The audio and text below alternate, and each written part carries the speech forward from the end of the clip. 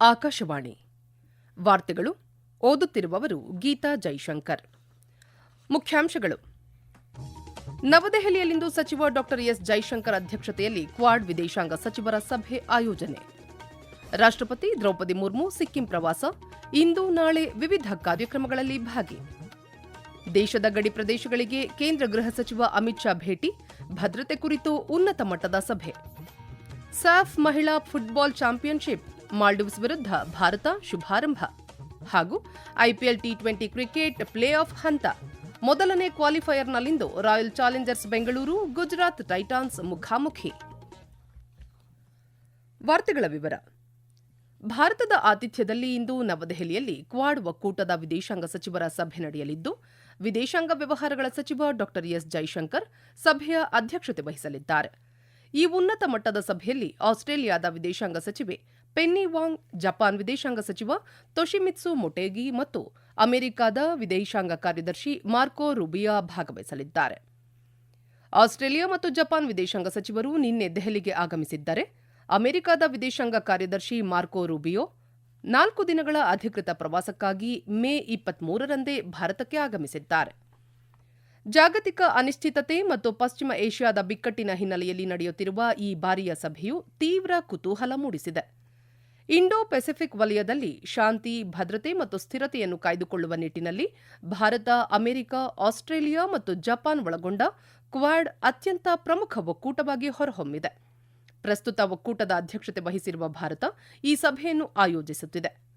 Indo Pacific ವಲಯವನ್ನು ಮುಕ್ತ, ಸ್ವತಂತ್ರ, ಅಂತರ್ಗತ ಹಾಗೂ ಸಮೃದ್ಧಗೊಳಿಸುವ ಉದ್ದೇಶದೊಂದಿಗೆ ಜಾಗತಿಕ ಒಳಿತಿಗಾಗಿ ಶ್ರಮಿಸಲು ಕ್ವಾಡ್ ರಾಷ್ಟ್ರಗಳು ಬದ್ಧವಾಗಿವೆ. ಕಳೆದ ವರ್ಷ ಜುಲೈ 1ರಂದು ವಾಷಿಂಗ್ಟನ್ನಲ್ಲಿ ನಡೆದಿದ್ದ ಸಭೆಯ ಚರ್ಚೆಗಳ ಮುಂದುವರೆದ ಭಾಗವಾಗಿ ಇಂದಿನ ಸಭೆ ನಡೆಯಲಿದೆ. ಮುಖ್ಯವಾಗಿ ಆರೋಗ್ಯ ಭದ್ರತೆ, ಹವಾಮಾನ ವೈಪರೀತ್ಯ, ನಿರ್ಣಾಯಕ ಮತ್ತು ಉದಯೋನ್ಮುಖ ತಂತ್ರಜ್ಞಾನಗಳು ಹಾಗೂ ದೇಶಗಳ ಕಡಲ ವಲಯ ಜಾಗೃತಿಯನ್ನು ಬಲಪಡಿಸುವಂತಹ ಸವಾಲುಗಳ ಕುರಿತು ಸಚಿವರು ಸುದೀರ್ಘ ಚರ್ಚೆ ನಡೆಸಲಿದ್ದಾರೆ. ಇದರ ಜೊತೆಗೆ ಇಂಡೋ ಪೆಸಿಫಿಕ್ ವಲಯದ ಇತ್ತೀಚಿನ ಬೆಳವಣಿಗೆಗಳು ಮತ್ತು ಪರಸ್ಪರ ಹಿತಾಸಕ್ತಿಯ ಅಂತಾರಾಷ್ಟೀಯ ವಿಷಯಗಳ ಕುರಿತು ಸಭೆಯಲ್ಲಿ ವಿಚಾರ ವಿನಿಮಯ ನಡೆಯಲಿದೆ. ರಾಷ್ಟ್ರಪತಿ ದ್ರೌಪದಿ ಮುರ್ಮು ಇಂದಿನಿಂದ ಸಿಕ್ಕಿಂ ರಾಜ್ಯಕ್ಕೆ 3 ದಿನಗಳ ಅಧಿಕೃತ ಪ್ರವಾಸ ಕೈಗೊಳ್ಳಲಿದ್ದಾರೆ. ತಮ್ಮ ಈ ಭೇಟಿಯ ಅವಧಿಯಲ್ಲಿ ಅವರು ವಿವಿಧ ಕಾರ್ಯಕ್ರಮಗಳಲ್ಲಿ ಭಾಗವಹಿಸಲಿದ್ದು, ಹಲವು ಪ್ರಮುಖ ಸ್ಥಳಗಳನ್ನು ವೀಕ್ಷಿಸಲಿದ್ದಾರೆ.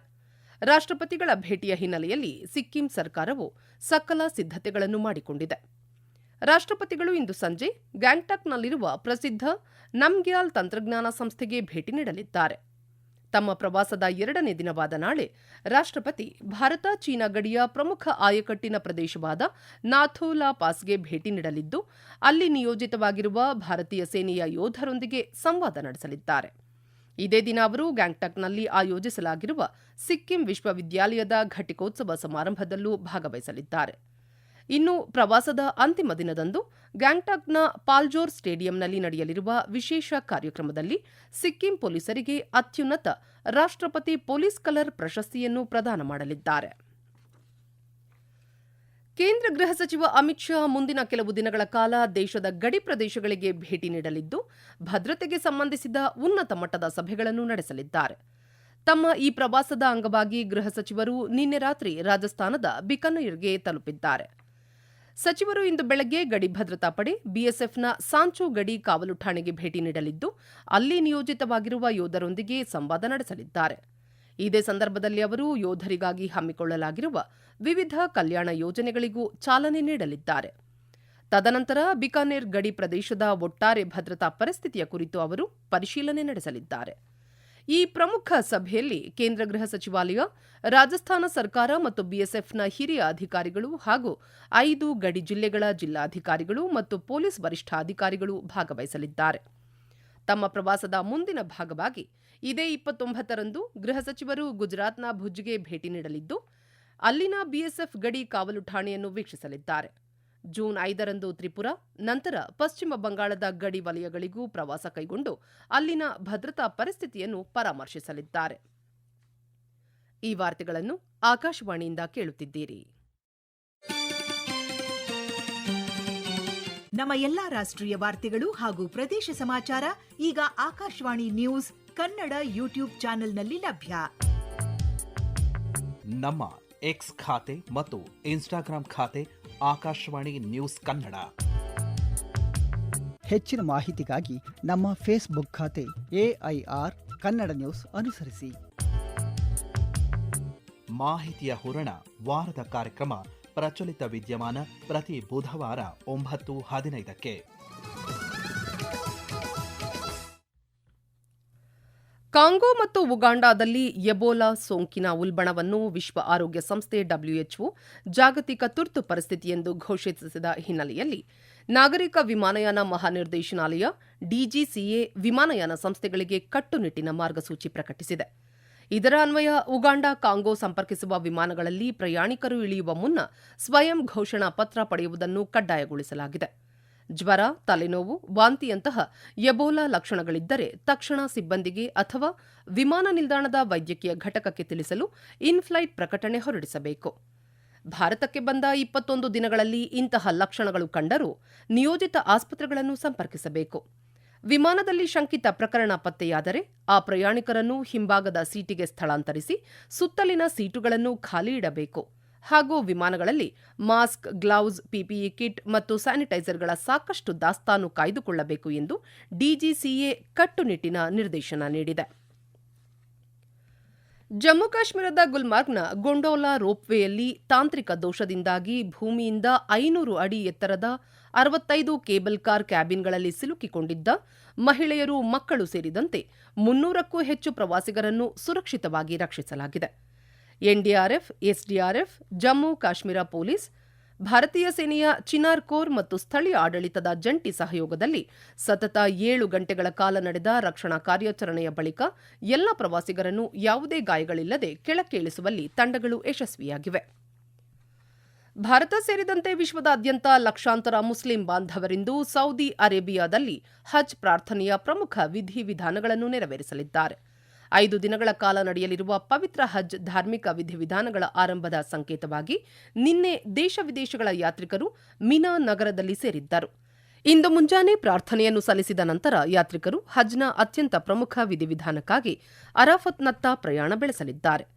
ದಿನವಿಡೀ ಅರಾಫತ್ನಲ್ಲೇ ಕಳೆಯಲಿರುವ ಯಾತ್ರಾರ್ಥಿಗಳು ಜಗತ್ತಿನ ಕಲ್ಯಾಣಕ್ಕಾಗಿ ಹಾಗೂ ತಮ್ಮ ಪಾಪ ಕ್ಷಮಾಪಣೆಗಾಗಿ ದೇವರಲ್ಲಿ ವಿಶೇಷ ಪ್ರಾರ್ಥನೆ ಸಲ್ಲಿಸಲಿದ್ದಾರೆ.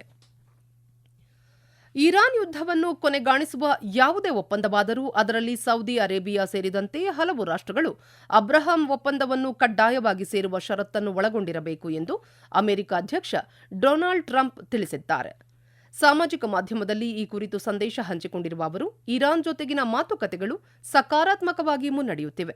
ಆದರೆ ಒಂದು ವೇಳೆ ಒಪ್ಪಂದ ತಲುಪುವಲ್ಲಿ ವಿಫಲರಾದರೆ ಮತ್ತೆ ಯುದ್ಧಕ್ಕೆ ಮರಳಬೇಕಾಗುತ್ತದೆ ಹಾಗೂ ಹಿಂದೆಂದಿಗಿಂತಲೂ ಭೀಕರ ಮತ್ತು ಬಲವಾದ ಸಂಘರ್ಷ ಎದುರಾಗಲಿದೆ ಎಂದು ಎಚ್ಚರಿಕೆ ನೀಡಿದ್ದಾರೆ. ಗೋವಾದ ಮಡ್ಗಾವ್ನಲ್ಲಿ ನಿನ್ನೆ ನಡೆದ ಸಾಫ್ ಮಹಿಳಾ ಫುಟ್ಬಾಲ್ ಚಾಂಪಿಯನ್ಶಿಪ್ನ ಬಿ ಗುಂಪಿನ ಪಂದ್ಯದಲ್ಲಿ ಭಾರತ ತಂಡ ಮಾಲ್ಡೀವ್ಸ್ ವಿರುದ್ಧ 11-0 ಗೋಲುಗಳ ಅಂತರದ ಭರ್ಜರಿ ಜಯ ಸಾಧಿಸಿ ಶುಭಾರಂಭ ಕಂಡಿದೆ. ಗುಂಪು ಹಂತದ ಪಂದ್ಯಗಳನ್ನು ಮುಕ್ತಾಯಗೊಳಿಸಿರುವ IPL T20 ಕ್ರಿಕೆಟ್ ಟೂರ್ನಿಯಲ್ಲಿ ಇಂದಿನಿಂದ ಪ್ಲೇ ಆಫ್ ಹಂತಕ್ಕೆ ಚಾಲನೆ ದೊರೆಯಲಿದೆ.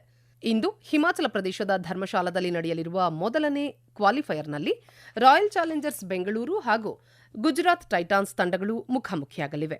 ಪಂದ್ಯ ಸಂಜೆ 7:30ಕ್ಕೆ ಆರಂಭವಾಗಲಿದೆ. ಈ ಪಂದ್ಯದಲ್ಲಿ ಗೆಲ್ಲುವ ತಂಡ ನೇರವಾಗಿ IPL ಫೈನಲ್ಗೆ ಪ್ರವೇಶಿಸಲಿದ್ದು, ಸೋತ ತಂಡಕ್ಕೆ ಕ್ವಾಲಿಫೈಯರ್ 2ರ ಪಂದ್ಯದಲ್ಲಿ ಫೈನಲ್ಗೆ ಏರುವ ಮತ್ತೊಂದು ಅವಕಾಶ ಸಿಗಲಿದೆ. ಇನ್ನು ನಾಳೆ ಪಂಜಾಬ್ನ ಮೊಹಾಲಿಯಲ್ಲಿ ಸನ್ರೈಸರ್ಸ್ ಹೈದರಾಬಾದ್ ಮತ್ತು ರಾಜಸ್ಥಾನ್ ರಾಯಲ್ಸ್ ತಂಡಗಳು ಎಲಿಮಿನೇಟರ್ ಪಂದ್ಯದಲ್ಲಿ ಮುಖಾಮುಖಿಯಾಗಲಿವೆ. ಕೊನೆಯಲ್ಲಿ ಮತ್ತೊಮ್ಮೆ ವಾರ್ತೆಗಳ ಮುಖ್ಯಾಂಶಗಳು. ನವದೆಹಲಿಯಲ್ಲಿಂದು ಸಚಿವ ಡಾ ಎಸ್ ಜೈಶಂಕರ್ ಅಧ್ಯಕ್ಷತೆಯಲ್ಲಿ ಕ್ವಾಡ್ ವಿದೇಶಾಂಗ ಸಚಿವರ ಸಭೆ ಆಯೋಜನೆ. ರಾಷ್ಟ್ರಪತಿ ದ್ರೌಪದಿ ಮುರ್ಮು ಸಿಕ್ಕಿಂ ಪ್ರವಾಸ, ಇಂದು ನಾಳೆ ವಿವಿಧ ಕಾರ್ಯಕ್ರಮಗಳಲ್ಲಿ ಭಾಗಿ. ದೇಶದ ಗಡಿ ಪ್ರದೇಶಗಳಿಗೆ ಕೇಂದ್ರ ಗೃಹ ಸಚಿವ ಅಮಿತ್ ಶಾ ಭೇಟಿ, ಭದ್ರತೆ ಕುರಿತು ಉನ್ನತ ಮಟ್ಟದ ಸಭೆ. ಸಾಫ್ ಮಹಿಳಾ ಫುಟ್ಬಾಲ್ ಚಾಂಪಿಯನ್ಶಿಪ್, ಮಾಲ್ಡೀವ್ಸ್ ವಿರುದ್ಧ ಭಾರತ ಶುಭಾರಂಭ ಹಾಗೂ IPL T20 cricket play off ಹಂತ ಮೊದಲನೇ ಕ್ವಾಲಿಫೈಯರ್ನಲ್ಲಿಂದು Royal Challengers Bengaluru Gujarat Titans ಮುಖಾಮುಖಿ. ಇಲ್ಲಿಗೆ ವಾರ್ತಾ ಪ್ರಸಾರ ಮುಕ್ತಾಯವಾಯಿತು. ನಮ್ಮ ಮುಂದಿನ ವಾರ್ತಾ ಪ್ರಸಾರ ಅಪರಾಹ್ನ 12 ಗಂಟೆಗೆ.